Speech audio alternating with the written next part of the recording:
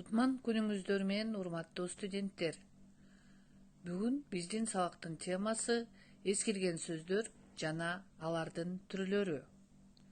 Биздин сабагыбыз төмөнкү максаттарды көздөйт.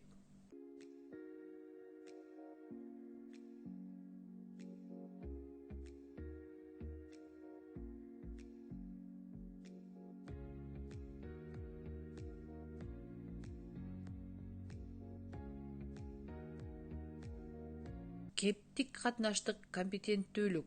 Берилген кептик тема боюнча активдүү лексиканы өздөштүрөсүздөр.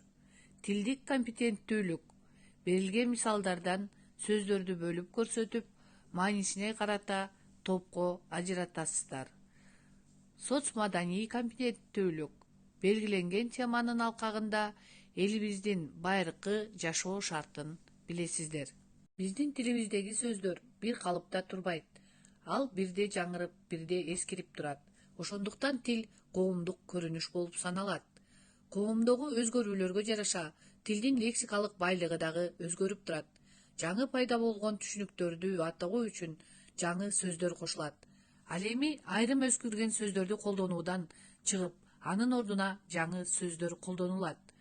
Колдонуудан чыгып калган сөздөр эскирген сөздөр деп аталат. Мисалы: хан, ханзада, болуш, ыстарчын, саадак, туулга, соот эскирген сөздөргө кирет. Эскирген сөздөр тарыхый сөздөр, историзмдер жана архаизмдер болуп экиге бөлүнөт.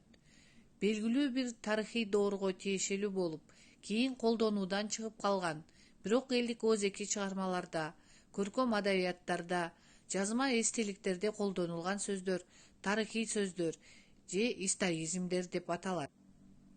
Ал эми азыр колдонулбаган, колдонуудан чыгып калган эски сөздөр архаизмдер деп аталат. Архаизм гректин архаиас эски, байыркы деген сөзүнөн алынган. Мисалы: уруят, эркиндик, от араба, поезд, кырааткана, китепкана, ажайыпкана, зоопарк. Архаизм сөздөр тарыхый сөздөрдөн айырмаланып, күнүмдүк кебибизде бул сөздөрдүн синонимдери колдонулуп калган. Мисалы: Кокон хандыгынын аскерлери алман төлөбөгөндөрдү жазалоо максатында чогулуп жатышты. Бул сүйлөмдө алман деген сөз азыркы мааниси салык деген мааниде колдонулуп жүрөт. Мындан сырткары эскирген сөздөргө төмөнкү бир канча сөздөрдү мисал келтирүүгө болот. Кементай, добулбас, нөкөрү, маасы, кептакыя, чачуштук, бешмант. Хан, болуш, убазир, шах, датка, ыстарчын, эмил, жасоол, онбашы. Кыркчоро, айбалта, ак бараң, булдурсун, калкан, соот, чарайна, найза жана башкалар.